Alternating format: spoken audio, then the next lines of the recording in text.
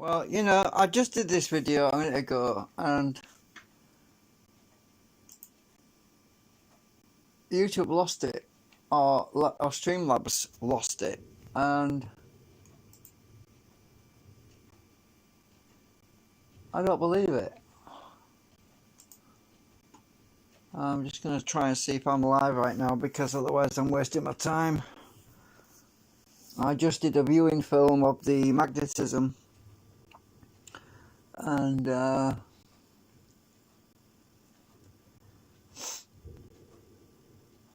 it didn't show up. I'm looking for the video and I can't find it. Oh, it says I'm live now. Alright, so it's bloody working at last. What the heck happened? It's annoying. I spent 10 minutes making a video and it doesn't exist. It's gone. I don't know what happened. So I've got to do this again. Oh, I'm going to be quick. Oh dear me. It's really annoying when that happens. Right, so I was just showing how the magnetism looks, what the magnetism looks like on the rotor, and for some reason it flipping well got deleted or not sent or something. Hang on a minute, I can't get the right angle now. This is what happens, you see. The first time it worked great, and now it's not. Let me just try and get the angle right. It's ridiculous. Right. I was resting, right, I know what I was doing. I was resting that. Got the thing stuck now. I was resting that on that leg. Just a minute. I'll rest it on that leg because the camera's on the other side. Right. Okay, let's now it won't focus. Get the viewing film into play. It's gone on the floor now. You see, first time it worked. Now it's not working. I mean, the camera, the video didn't work, but this thing did. Where's the camera? I've got it upside down. It wants to be on that side. Right, we're looking at the flux on the viewing film. If I can get this right. Oh, the light's all wrong now. Hang on a minute. Flipping phone's upside down. This is what happens. Flip it over. Right. Right, that's better. I've got the light bright now. I'll rest it on there. Too close for some reason. It worked last time. Right. This must be the angle there. Right. Okay. Viewing film. There we go. So, this is what the rotor looks like under the viewing film. Now, it makes some really interesting magnetic paths. If I could just get this thing to stop drooping on me.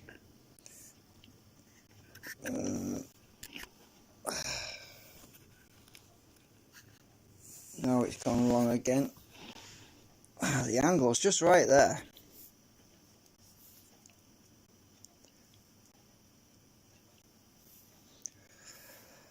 So, I'm going to have to hold this and try and do it. As we rotate the drum, it wants to be right in the middle, which is... Actually, let me just... let me get some sellotape to hold that viewing film so it doesn't move. Just give me a sec. Flipping droopy cam. I don't remember with my viewing film.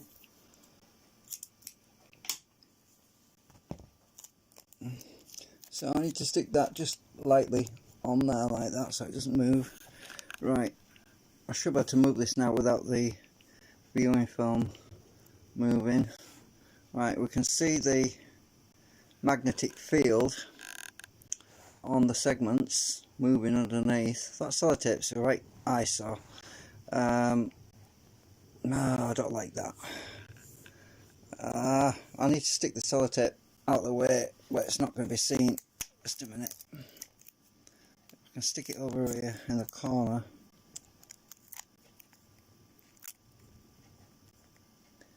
Right, there, maybe.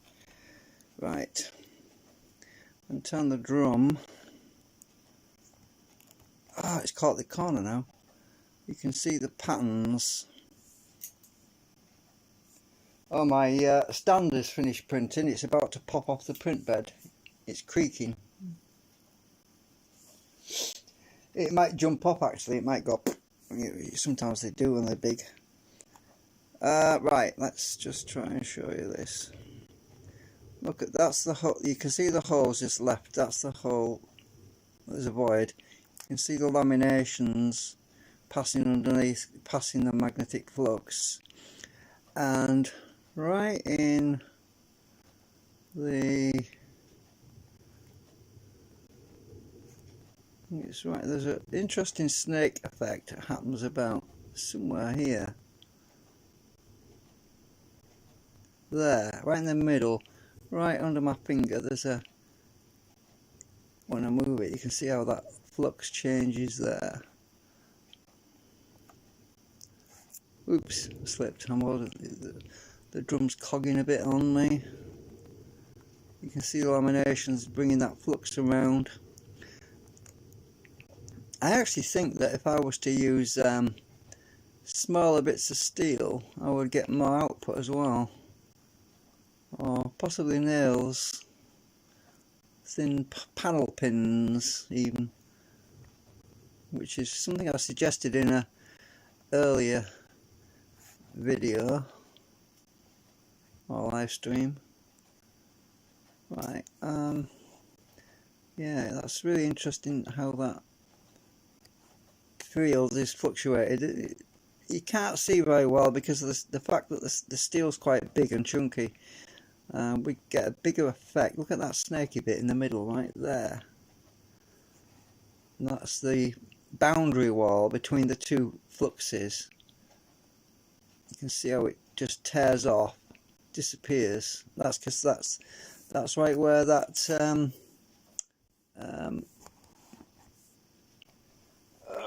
where's my, that's right where that bit of steel is there, this bit of steel. So right at that point there, that's what I was looking at. So this gives me some ideas about how to optimize my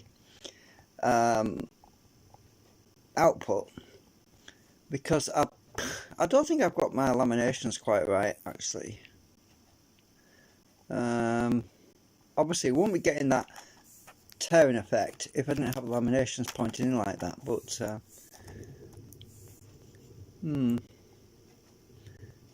it's some food for thought. It wants to be flush with the drum and it's not exactly flush right now. I'm just going to try and put this, that might help. Oops, I'm just trying to prop that up. I want something a bit bigger than that.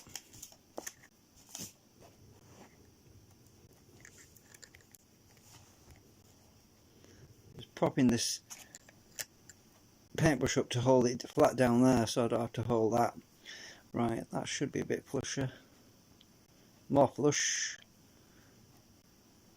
So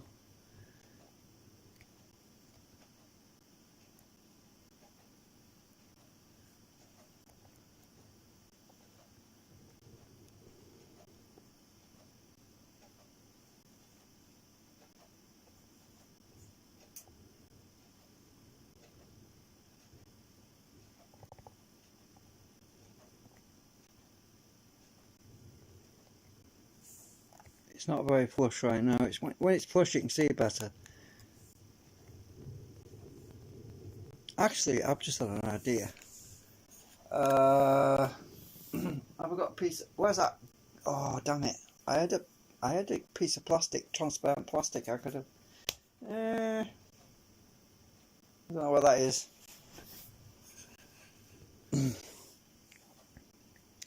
If I can just get this paintbrush around here and hook it around this end. Bend this paintbrush a bit. Hang on.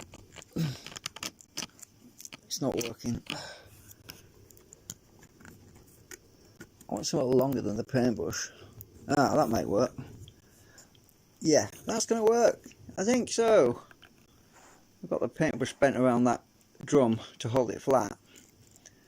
I don't want to catch the viewing film though. Oops. Because I'm turning the drum with one hand, I'm holding the camera with the other hand. Oh man, my paintbrush has got caught up on something. Oops.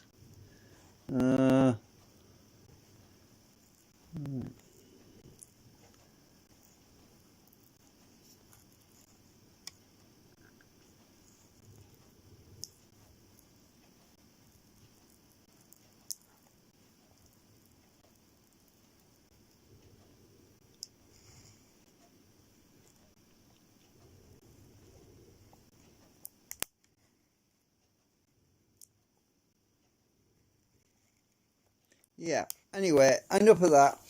I tried to show you as best I could. It's not easy to do this with one hand and with this droopy cam situation. Oh, look. It's creaking. It's about to jump off the bed. Oh.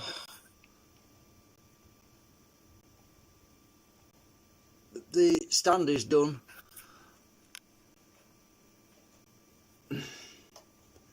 Yep. As it cools, it's kind of a weird thing that what happens. One day a print that I did, it just jumped up 2 inches off the bed once it cooled. Because what happens is the sheet, the metal underneath, cools down, shrinks, and releases the print, and it just pops off. So yeah, it made me jump and all when it did that. The first time. I don't think it's actually done it since then. It might do it again, you never know. I'd love to catch it on camera if it did that. Just put the camera down there a bit. Oh, maybe it'll stay.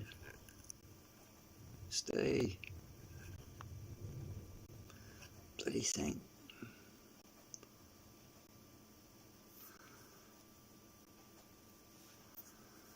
Anyway, yeah, so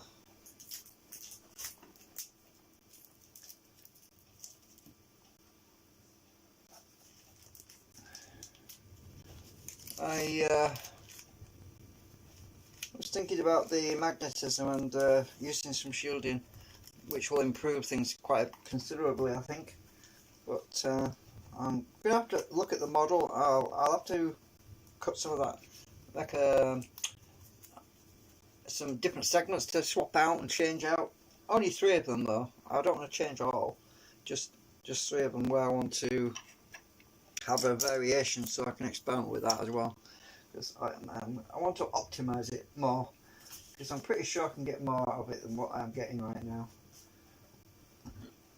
Oh, let's try the stand while we're at it. It's still on the printer actually. Didn't even out off the printer bed, but let's just see if it fits. Yay, it fits. I haven't got the end stops on yet though.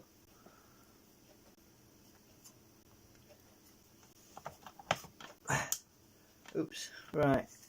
So, I'm going to have to get this off the bed actually.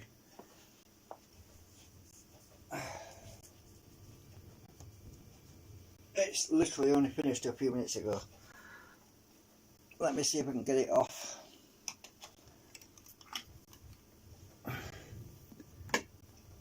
It's got to be treated with acetone as well.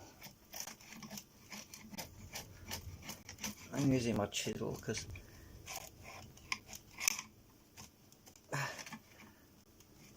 just getting this. I put some slurry down just to make sure it would stick, and I'll have to get under this corner. Ah, there we go.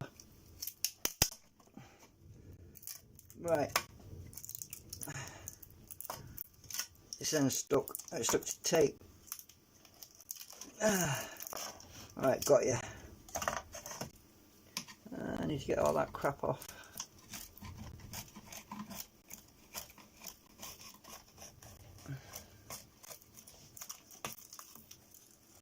It's probably the biggest thing I've printed for a while, and it didn't warp. No, it didn't warp. Good thing. I'm trying not to break it, that's why I'm holding the printer, the table while I'm doing this. It's just that other stuff I want to get off. The border. Oh, God, it's stuck down well. It's better to be stuck down well than not stuck at all.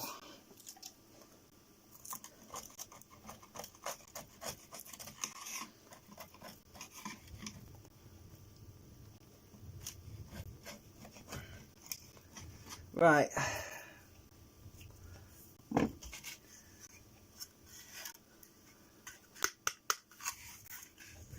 It wants cleaning up a bit, but I thought it was a bit lopsided. My slippers come off. One of my slippers come off. So move this out of the way. So what I've got to do is trim this some crap off the bottom, which I've got some holes in the printer bed. I need to sort them out. I need to get a new plate for it really, because I print directly on the aluminium now. It works when you put ABS slurry down.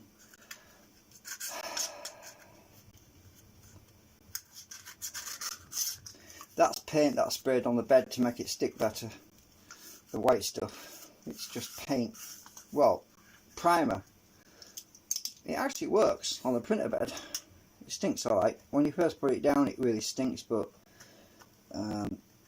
after that I don't really bother with it anymore. I just put acetone and plastic. And look, I've got a crack in it, right there's a crack.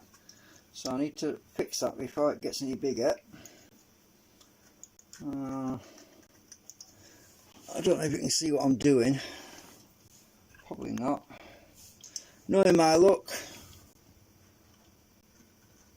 Yeah, because I was live early and flipping live stream didn't even record it. I don't know what went wrong. I'm just getting the first layer always tends to spread out a bit, and I get this like a ridge around the bottom, and I'm just taking that off. Got to do this just about every print I do. Just get a bit of a ridge, and it's annoying. You can feel it.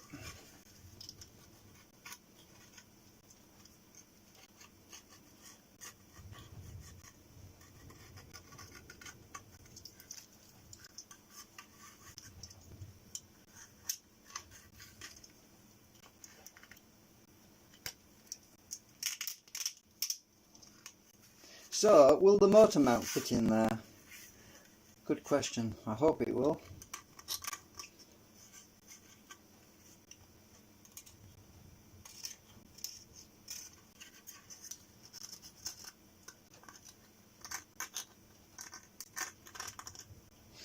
That's a seam. That's where the printer came back. One of its travel moves, and it leaves a seam down one end.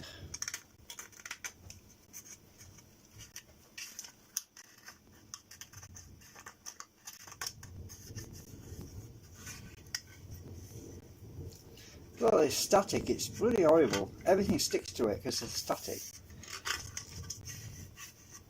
It'll soon disappear once I spray it with acetone. Static will, I mean.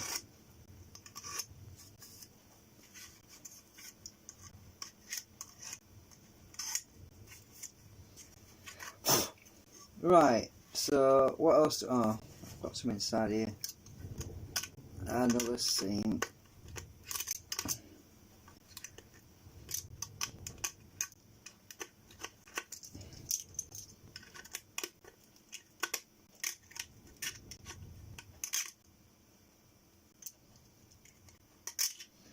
Don't really matter, like, can't see it's inside, but it matters to me. Right. So, get my blunt knife. It's a rough edge.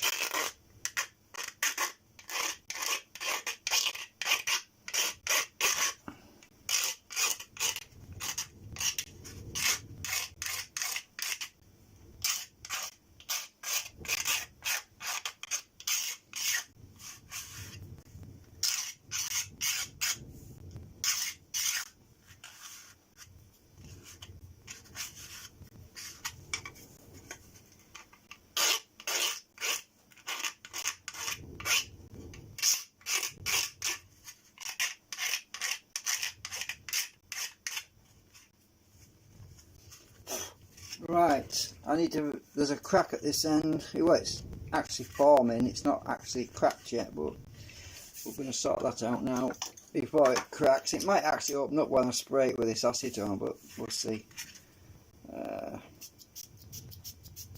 Sometimes they do.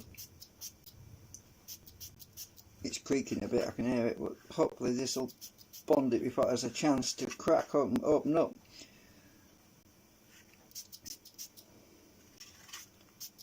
I've got to put it in the vapor bath as well afterwards. So I'm just going to do the ends. That's where it always cracks on the end.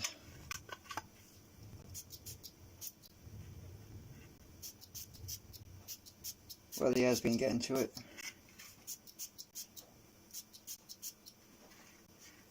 I'm not worried about the bottom, I'll stand that up later. So, yeah, my stand has come out. Actually, I managed to get it sprayed just in time before that crack opened up. Oops. I need to put this in the container if it's big enough. Is it? Maybe. Maybe. Is it big enough?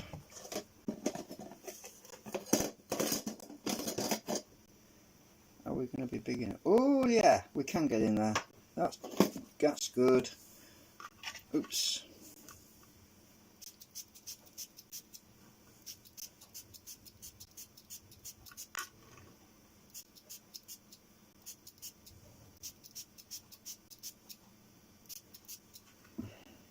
I'm trying not to get this all over my hands, so I'm holding from the bottom and the top because I'm going to spray the bottom last.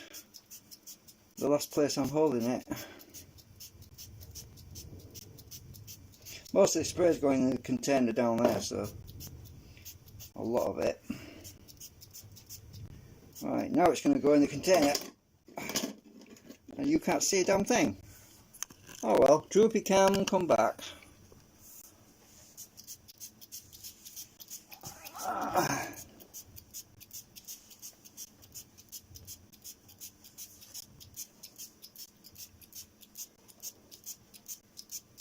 Right, seal that in and leave that for an hour.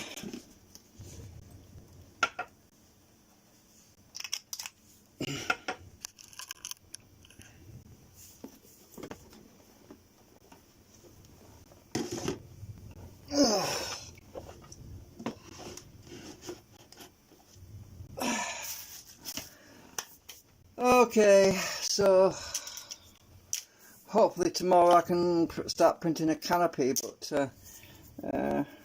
yeah, I want to get another coil wound. So regardless of whether or not I'm happy with these things, I still have to wind. Oops, I still have to wind a coil, and tweaking all this other stuff can be in between these, whatever, you know what I mean. But I need to get a coil, at least one that's made for this. Oh, come on, stop drooping on me. Right, flipping thing. I haven't put a counterweight on this yet, and I really need to do that. It won't take me long to do, actually. I've got some, I have some, what do you call it? Some, what do you call it?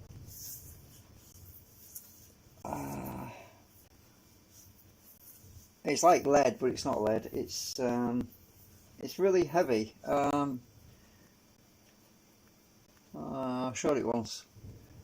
Oh, I've got a sample of it somewhere around here as well. It's a powder form. It's what they use for magnetic levitation. It's the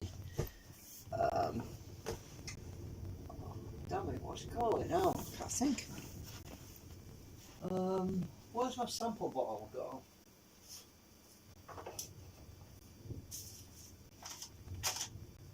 That's somewhere around here. I might have dropped it. Oh, I'll probably put it away. That's what I've done.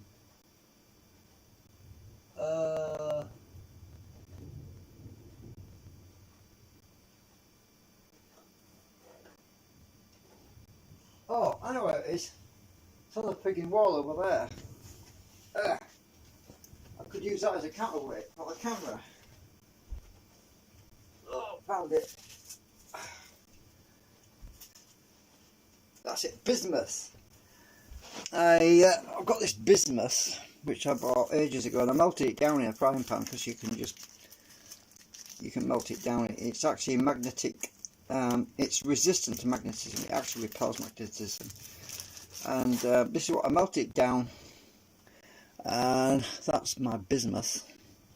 I was going to use it as a magnetic deflection material, but it's not strong enough. I mean, as you can see, you can if you stick a magnet on one side of it, it's got a slight repulsion to magnetism, but magnetism will go straight through it, because there's my steel ruler.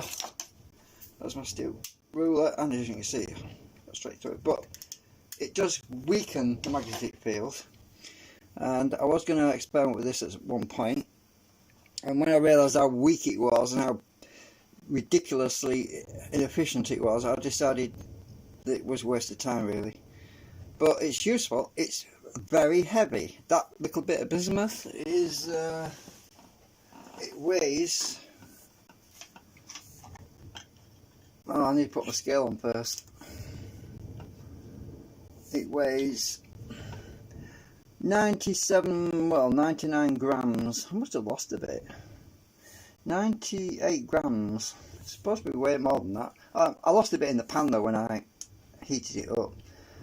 And I could use this as a counterweight on my camera mount, which is what I might do actually.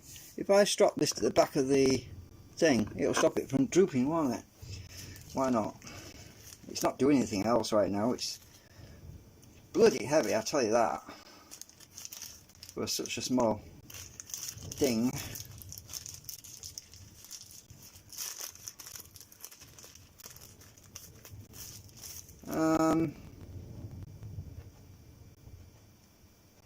Yeah. So at some point I'm going to fix this on the back of the camera. Maybe I can stick it on with elastic. I might just 3D print a little thing that goes on the stand mount and sticks out in front of the camera a little bit to give me a counterbalance to help stabilise this camera, because this phone is so heavy it just tilts forward, so it should correct for that horrible annoying tilt we get. So if I get this out of here, come out. I've forgotten the secret to getting it out now. There we go, got it. Right. So what I was thinking about doing was sticking a 3D print a little bracket that I'll weld onto here with a little cup. Just put this bismuth in the back of it, and it'll keep this tilted back a bit. It'll balance the camera, so when I tilt the camera down like this or such like, this weight will balance it out. That's my idea. I have to model that up as well, but yeah, we'll have to get that sorted out actually, because it's really annoying when the camera starts drooping on me. So I'm going to leave the bismuth right on my VCR, and then I won't forget to make that thing for it. Anyway, I hope you found the viewing film interesting. I know it wasn't that clear the first time when I recorded it. The video just disappeared. I've been looking for it on my channel. Not there. Go figure that. I don't know. Anyway, bye for now.